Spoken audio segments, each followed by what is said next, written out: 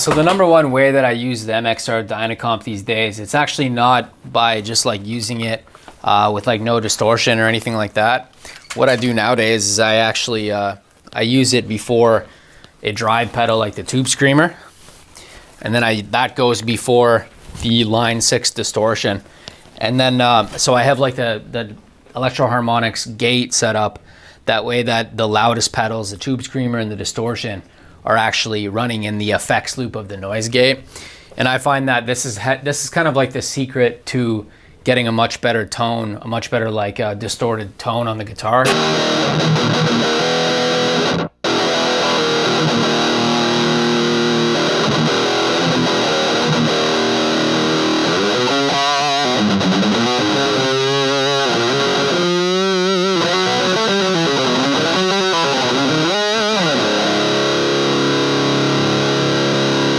So for instance, what I like about it is it gives your tone just like a little bit more articulation, and it just makes it like slightly easier to play, in my opinion. So I'd usually have it set down to about like right here.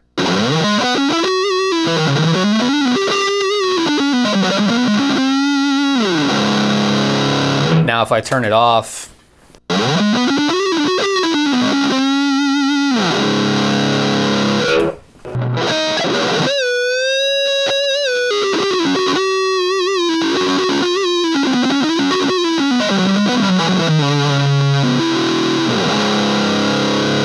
and if I turn it off, like so,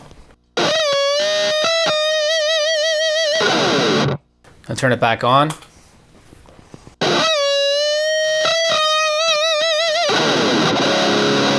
additionally, I find that it's like, let's say you want to increase the compression, so you make it like even easier to play. What you would do in that case is you would turn up your sensitivity. You turn up your sensitivity like that, and you're gonna notice, like, let's say, well, let's just crank it as a matter of fact.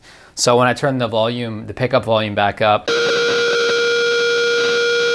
you notice it's quite a nightmare, right? So what you would do is as you adjust the compression upwards or you increase it, you also want to increase the threshold on your noise gate.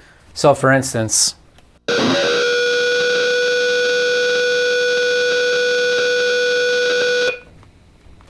there. So now we've got rid of that, and then it's gonna make playing like so much easier.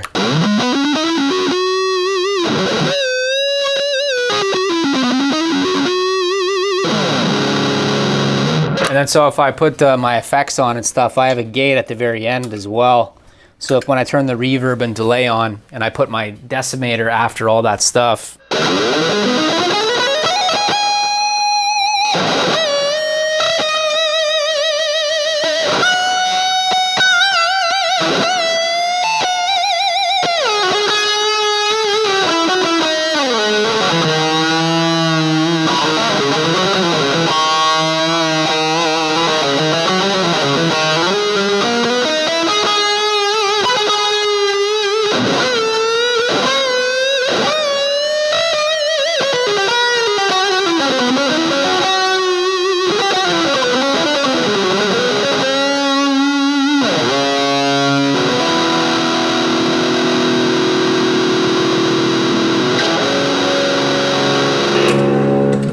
so ultimately, I just think it makes playing the guitar a lot more fun. And, you know, it's kind of like the missing ingredient for me in terms of, you know, getting my guitar to sound just a wee bit better. And it's just easier to play, you know, it just makes playing the guitar way more fun. Not only does it make it more fun, but I find it makes it easier to mix too.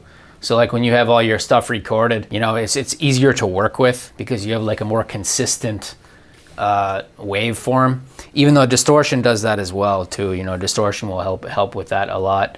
But you know, just by, you know, compressing the file, you know, you're gonna compress it even more and make the file even bigger and easier to work with.